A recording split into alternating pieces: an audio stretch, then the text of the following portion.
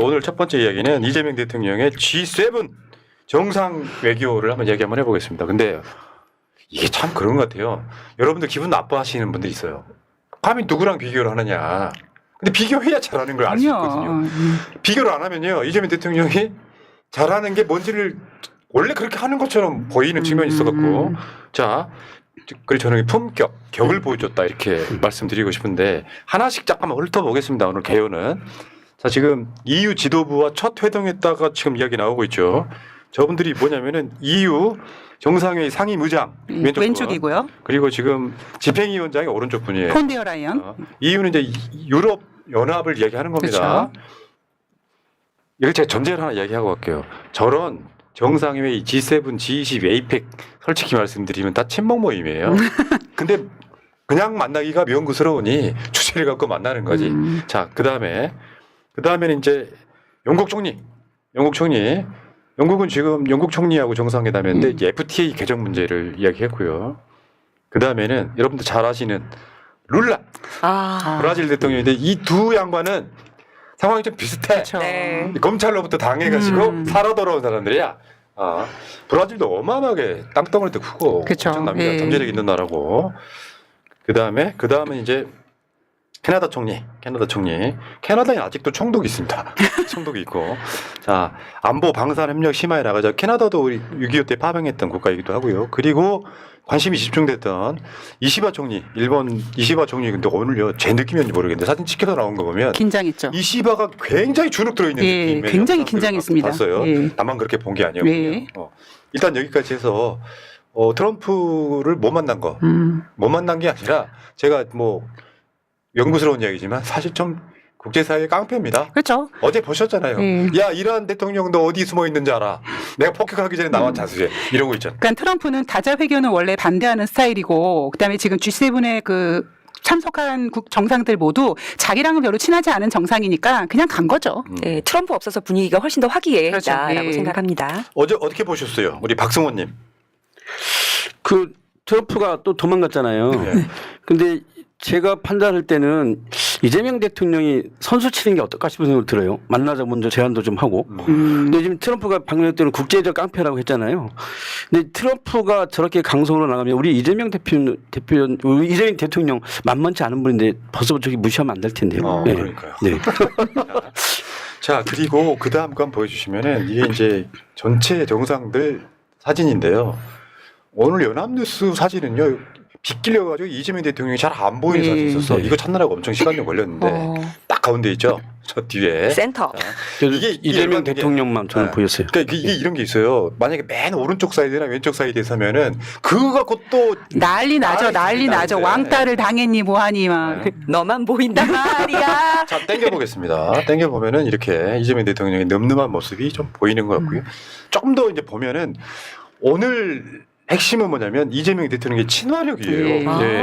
사실 이재명 대통령 뭐 개인적인 친분도 있어서 성격을 좀 잘 압니다만 굉장히 내성적인 게 있어요. 그러니까 좋은 사람만 좋아하는 캐릭터가 있는데 일부러 그러는 것 같더라고. 먼저 손 내밀고 저 지금 이 상황은 스몰 토크도 해요. 영어로.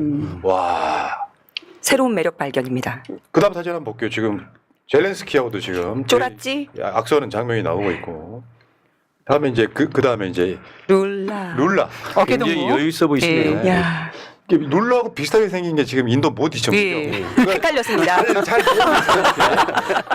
같은 분인 줄 알았죠. 네. 예. 그리고 오늘 또 이제 마크롱 같은 경우는 이제 바로 옆에. 앉아가지고 오늘 여러 가지 영상들이 좀 나왔었고요. 자, 마크롱 동영상도 한번 볼까요?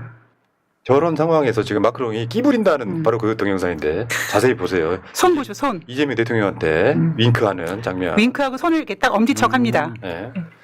그러니까 이런 장면도 있었고 그 다음에 이제 모디 총리하고 지금 그러니까 이게 처음 봤을 거 아니에요.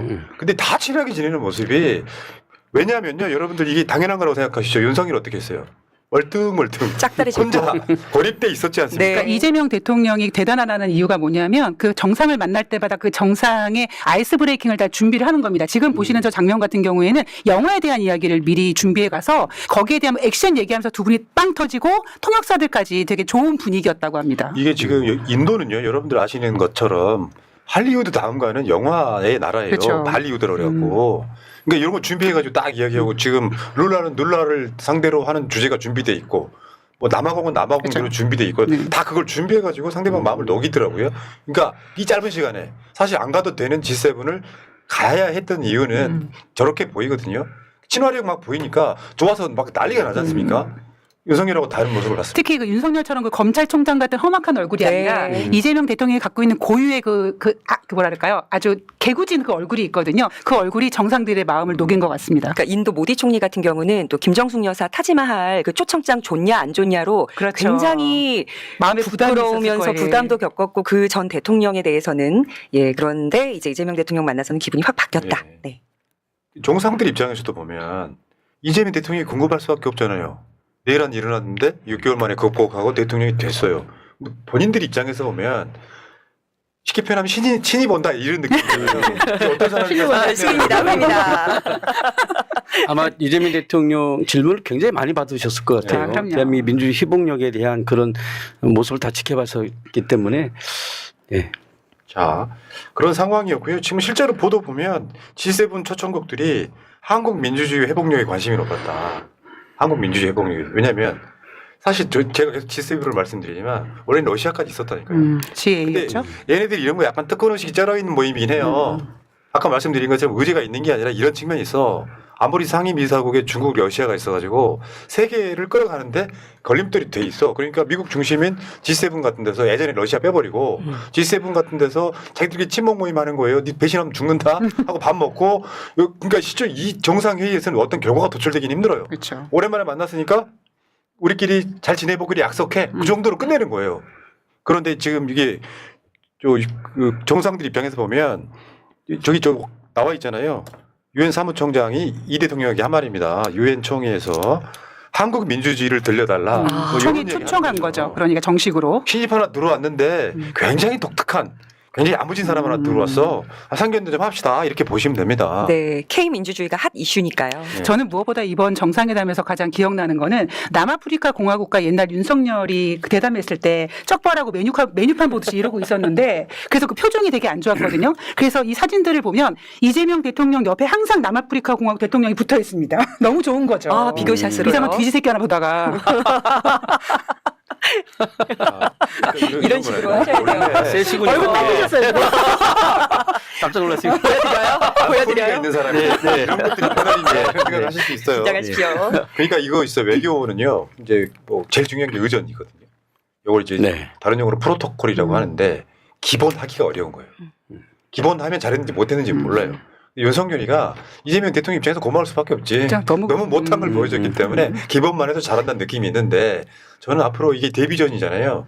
데뷔전이면 그러니까 국내에서 행정 전문가, 행정 천재 이런 느낌의 이재명 대통령이 과연 외교에서는 잘할 건지 못할 건지를 데뷔전이죠. 맛을 본 그쵸. 거예요. 잘하겠는데 이렇게 보시면 될 거고.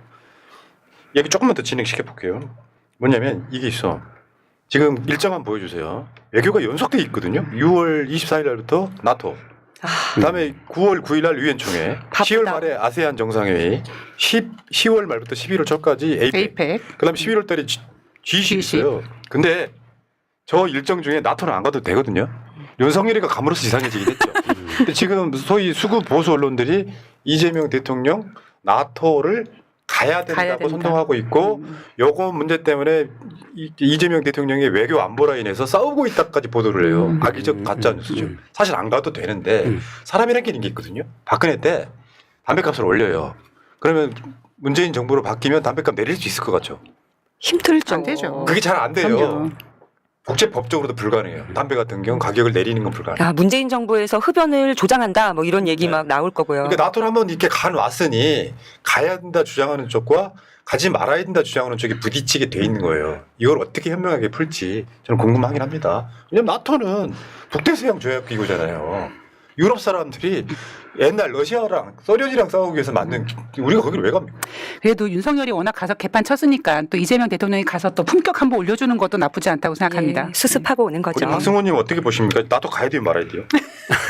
잘 대답하셔야 됩니다. 아니 우리 저는 가는 게 좋다고 생각해요. 왜냐하면 지금 이재명 대통령이 돌아다니시는 것이 대한민국의 품격을 높이는 것이고 대한민국의 민주의 회복력을 높여주는 것을이라고 저는 생각하기 때문에 자부심을 가지고 가야 된다. 이 대한민국의 K 위상은 지금 새롭게 높아지고 있잖아요. 당당하게 그렇죠. 가라. 당당하게 가서 윤석열의 길을 터놨으니 아니, 저는 예, 충분하게 얘기하고 네. 당당하게 얘기하고 들을 건 듣고 저 이재명 대통령께서 가장 큰 장점이 질문을 굉장히 잘하시잖아요. 문제를 파악하는 능력, 네. 해결하는 능력도 있기 때문에 저는 당당하게 대응하는 것이 좋다고 봐요. 가도 좋다 이렇게 받아들일게요. 네, 네. 꼭 가라. 그렇죠, 네. 예. 네. 자, 알겠습니다.